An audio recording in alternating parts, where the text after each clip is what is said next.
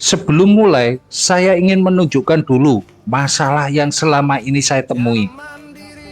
Kalau hanya membuat foam sebenarnya tidak terlalu sulit. Foam bisa mengembang tinggi bahkan terlihat sangat bagus. Tetapi setelah pasir dan semen masuk, keadaannya mulai berubah. Foam perlahan menyusut dan hasil bata ringan menjadi lebih berat. Karena itulah hari ini saya mencoba menggunakan polimer yang berbeda. Bukan untuk membuat foam lebih tinggi, tetapi untuk mempertahankan foam setelah semen masuk. Karena bata ringan bekerja dengan foam. Saya siapkan dulu cetakannya. Tujuannya agar setelah adonan selesai, saya bisa langsung menuangkannya, supaya foam tidak kehilangan banyak volume saat menunggu. Hari ini saya menggunakan cetakan yang sama agar hasil percobaan lebih mudah dibandingkan. Sekarang saya siapkan polimer yang saya uji pada percobaan ini. Saya menggunakan alkasid mowilek karena saya ingin melihat apakah polimer ini mampu membantu mempertahankan foam, terutama setelah semen masuk ke dalam adonan. Nanti hasil akhirnya akan kita lihat bersama. Apakah foam tetap bertahan atau kembali menyusut seperti percobaan sebelumnya. Pada percobaan kali ini saya mencoba cara yang sedikit berbeda. Polimer tidak saya masukkan setelah foam jadi, tetapi saya masukkan sejak awal bersama air. Karena saya curiga waktu menambahkan polimer juga berpengaruh terhadap kestabilan foam.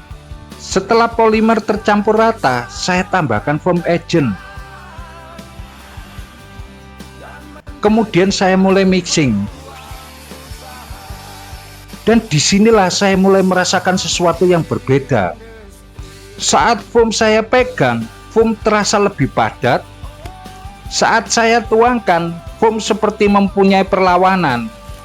Tetapi saya belum tahu apakah ini benar-benar baik. Karena ujian sebenarnya baru dimulai saat semen masuk. Sekarang saya mulai memasukkan pasir. Dan saya aduk perlahan. Sampai tahap ini, foam masih terlihat cukup baik. Tetapi bagian inilah yang paling saya tunggu. Sekarang semen mulai masuk. Karena di banyak percobaan sebelumnya, foam mulai menyusut setelah tahap ini. Saya sengaja memperlihatkan perubahan volumenya. Apakah foam tetap bertahan atau mulai runtuh? Dan disinilah sebenarnya nasib bata ringan mulai ditentukan. Sekarang adonan sudah selesai. Sekarang saya tuangkan ke cetakan. Saya sengaja memperlihatkan cara adonan mengalir, karena dari sini biasanya mulai terlihat apakah foam masih kuat atau sudah mulai kehilangan volumenya. Sampai tahap ini, menurut pengamatan saya, foam masih terlihat cukup baik. Tetapi hasil akhirnya belum bisa disimpulkan karena bata ringan sering memberikan kejutan setelah beberapa waktu didiamkan. Sebelum menunggu hasilnya, mari hitung dulu modal percobaan hari ini. Pasir yang saya gunakan sekitar 4,5 kg, jika dihitung dari harga satu truk sekitar 8 ton, harga Rp1.100.000. Maka modal pasir yang terpakai sekitar Rp817. Semen merah putih 3,5 kg, jika ditambahkan dengan modal sebelumnya, total modal menjadi Rp3.792. Foam agent yang saya gunakan saya beli sekitar Rp25.000. Setelah dihitung sesuai pemakaian, total modal menjadi Rp4.167.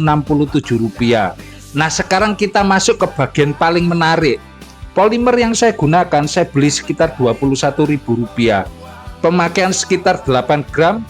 Ketemu modal mempertahankan foam ini Rp3.360.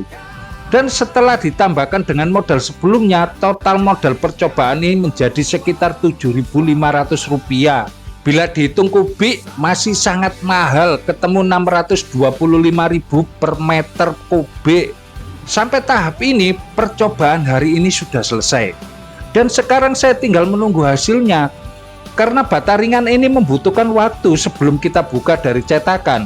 Dari seluruh bahan yang saya gunakan, justru bagian yang paling mahal bukan pasir, bukan semen, bukan juga foam agent, tetapi bahan membantu mempertahankan foam. Karena membuat foam mengembang sebenarnya tidak terlalu sulit, tetapi mempertahankan foam setelah semen masuk, itulah tantangan yang sebenarnya. Besok kita akan melihat hasil cetakan ini, apakah foam benar-benar bertahan atau masih mengalami penyusutan. Dan setelah itu saya juga akan mencoba bahan lain, termasuk glue tapioka. Karena mempertahankan foam dengan alkasid, modalnya Rp3.600. Kalau pakai tapioka hanya Rp800. Untuk melihat apakah bahan yang lebih murah masih mampu mempertahankan foam. Karena perjalanan mencari polimer terbaik untuk batu bata ringan masih berlanjut. Sampai jumpa di percobaan berikutnya. Salam Mandiri Industri.